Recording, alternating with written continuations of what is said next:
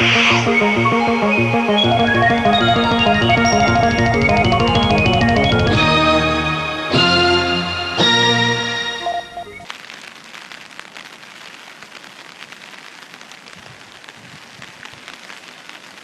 tempo ad Orvieto è sempre stupendo.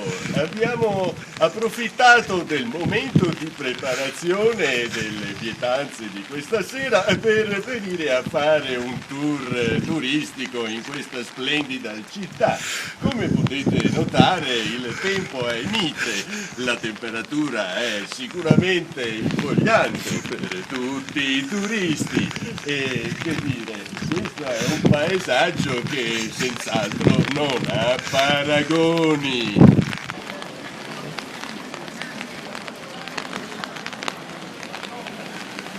La città di Orvieto non si fa mancare niente. Siamo di fronte a uno dei più grossi edifici della città, ovvero il cinema multisala di Orvieto.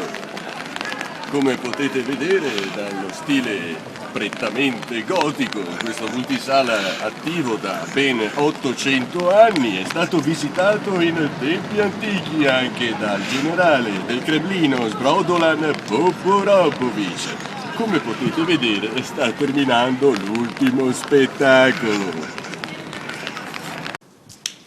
La città di Orvieto non finisce mai di stupire. Svicolando per le strade e i quartieri del centro storico è stato per noi una sorpresa incontrare un pezzo della storia dell'astronomia e del viaggio spaziale.